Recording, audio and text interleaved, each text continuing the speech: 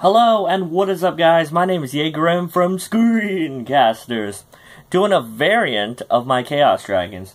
I'm going to start doing variants on some of the decks I play. I do realize there are a lot of different ways to build some of my decks, so I decided to take that in mind and decided to do some different variants on and different ways to play the decks I actually play in real life. Other than the style I already do play. So, like for Cyber Dragons, I played the rank 5 spam. I'll probably do a variant on the Power Bond version. I have a few variants for the Chaos Dragons lined up, like the Monster Gate Reasoning build. This is the Dragon Ravine build. There's a lot in the traditional build and a few others. So the more decks I play and the more variants come out, I'll be doing some deck profiles on that. I'll probably have a separate playlist for the deck profiles as the variants, which is what this is. So without further ado, this is the variant on Chaos Dragons called, I guess, Dragon Ravine deck. It would be really great if Dragon Ravine went up to 3. But yeah, bear that in mind. So yeah, this is not an update to my actual Chaos Dragons, by the way. This is just a variant. So yeah, just take that with a grain of salt. So without further ado, let's get started. Still getting used to the new setup. Anyway, one Red MD, one Dad, and one BLS. Kind of self-explanatory. You run these guys in the maximum amount you can. They're by far the stars of the deck. So focusing. But yeah, these guys are mandatory, like, I guess 3 of, because it's like 3 of them. Anyway, double Tragodia, and double Chaos Sorcerer. I don't run these in my actual build as Chaos Dragon. That's for the variant, that's what these guys are.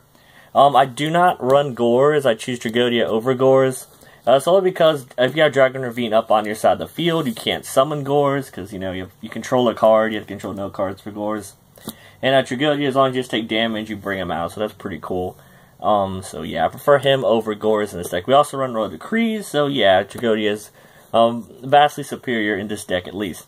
Chaos Sorcerer gives you access to your rank 6 plays. Yeah, I'm always a huge advocate of on-the-spot banishing, which is what he does.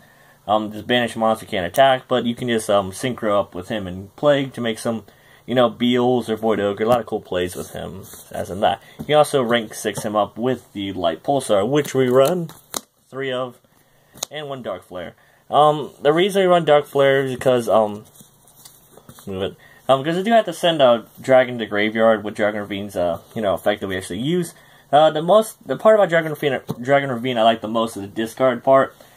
You know, kind of like what Jet Synchron does, you know, fill up your grave, a lot of cool things you can do with that. Dark Flare is like your 4th Light Pulsar, really. He's a lot weaker, but you can do some cool synchro plays with him, and, you know, Global and so forth. But Light Pulsar, if he dies, you get Red MD, you can send a Light and Dark from hand to Graveyard to bring him out from the Graveyard, or banish a Light and Dark and bring him out. That goes for both these guys, so that's pretty cool.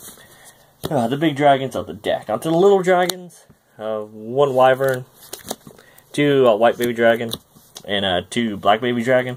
Kind of self-explanatory. These guys are just the perfect ratio, the 1-2-2, which is perfect for me. Good for synchroing up. Starts a lot of your plays, and when you do the Synchro Storm, these guys are the fuel for them. And if you mill them, you can just banish them out. Not that bad.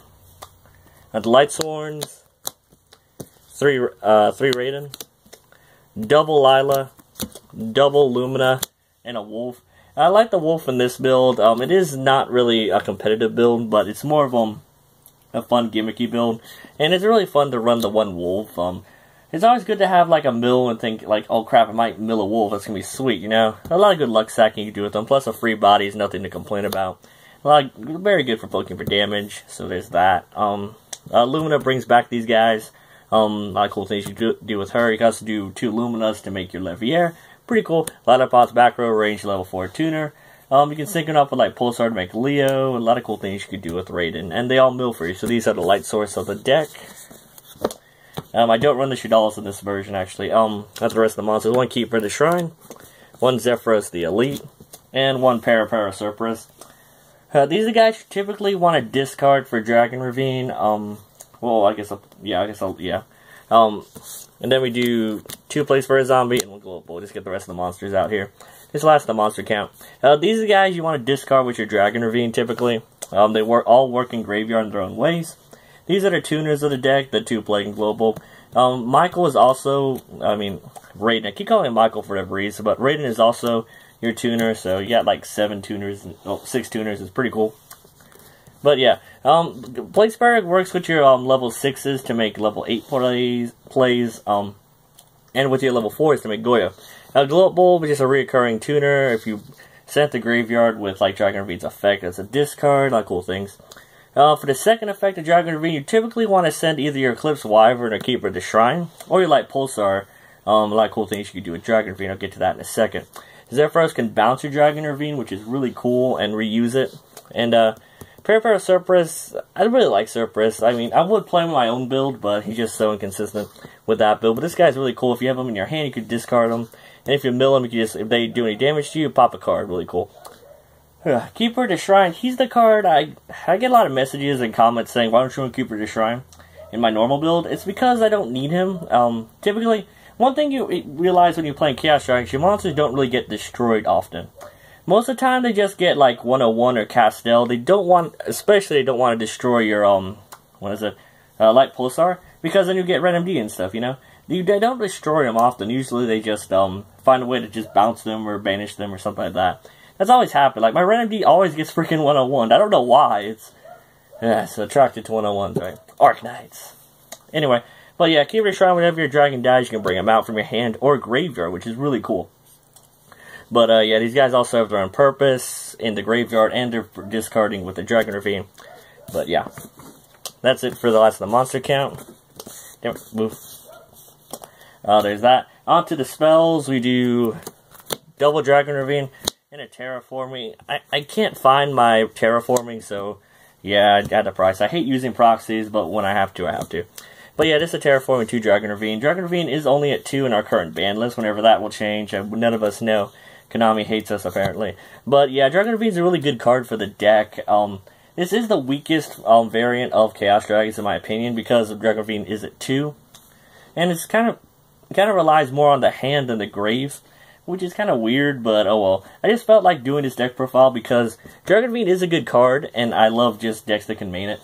Why don't you run your Dragoonities? Because they're expensive. Well, actually, they're really cheap. Anyway, Gate Durga is like 30 bucks, but that's beside the point. Dragon Ravine is the focus of the deck. You get to it as soon as possible. If you mill it, that kind of sucks, but yeah. Dragon Ravine puts in work when it needs to. Yeah. Not much to say about that. You can just send your Wyverns, get free access to your Run MD when you feel the need for it. And Terraforming searches it out. So, you want the max of it when you can. On the rest of the spells, double Charge Light Brigade, 1 Soul Charge, 1 Lord Darkness, and 1 Foolish Burial. Minimalistic spell lineup, because you want to mill as much as possible in Chaos Dragons. I keep putting that up. Sorry if I sound a little bit winded. It's been a long day of work. But, yeah, Charge Light Brigade, get your mill, search your Light Swords. If you mill Wolf off this, it's just amazing. Soul Charge for the comeback play. Foolish Burial, send whatever you can't send off of Dragon Ravine. You can send a Wolf and get his effect off of this. Pretty cool. You run a lot of dogs, trying to get some draws while you can. So that's it for the spells. Onto the traps. Last 2 traps, 2 Royal Decrees. I love Royal Decree in the main. Traps is one of the biggest problems for this deck, and this is kind of the best variant to use the Royal Decrees in, because this deck really needs it. So there's that. That's it for the main deck. Onto the extra deck. 1 Levier, 1 Utopia, 1 Gauntlet Launcher for your Xyzes. Levier, you can get back your banished stuff, especially Plague Spreader. You can just abuse them over with that. Terror Beyond, you bring them out with like 2 Sorcerers or Light Pulsar and a Sorcerer. Pretty cool. And a Yugioh or something if you feel the need for it. Make your opponent's monster 0. It's perfect for the OTK push. God Launcher, it's controlled board wipe of your opponent's monsters, you know, just for monsters, but it's pretty good when you feel the need for it. Onto the Synchros, 1 Cataster. 1 Ramades at level 5, 0 for your battle phase control. When Ramades attacks, your opponent can activate anything, but you can. A Cataster just blows up anything that's, you know, not a dark, I think. 1 Yugioh. Really easy to make in the deck with Plague Spreader. 1 Michael, 1 Moonlight Rose, and 1 Black Rose. I've really grown to like Moonlight Rose in the main for the extra deck. A lot more than Black Rose, because this, most of the time you have a setup board, especially with the Royal Decrees and Dragon Ravines, you don't want to blow it up. But when you're in a losing situation, I can totally understand why you want the Black Rose. I use it sometimes as well. Moonlight Rose is just a free bounce. It's awesome. Especially a deck that has high-level monsters. This is really good. Michael is for that banishing. Really easy to make with Lumina Michael play. Onto the rank 8. Level 8 Dragons. 1 Scrap. 1 Stardust. 1 Void Ogre. And 1 Beals. These guys are makeable with Plague Spur and level 6 monsters. It's pretty cool. Stardust protects your whole board. Scrap Dragon, you can pop your Light Pulsar. If you have a red MD and gray, pop in a bonus card. Light Pulsar is going to bring back that red MD from your graveyard, and red MD is going to bring back the Light Pulsar. It's a really sacky card if you got a red MD in the graveyard and Light Pulsar in your in your field. So that's pretty cool. That's for the level 8 dragons. One level 9, we run the Mighty Trishula. It's kind of a stretch to make in this deck, but when you do, it's just a blowout card. And last extra deck, one Leo. Leo puts in a lot of work. Not much to say, just can't be targeted. I just really like the Leo in the extra deck. So that's kind of a quick deck profile, variant of my Dragon Ravine variant of Chaos Dragon. Sorry if it's, I sound a little winded in the video, and it's been a very long day at work. But yeah, let me know what you guys think of the video. Comment down below any comments, suggestions, how you want to change the deck or anything like that. And we look forward to more and different variants of the decks I play in the future. So once again, my name is Yugioh. I'm from Screencasterz. Don't forget to like, comment, subscribe, and we'll see you in the next video. See you guys!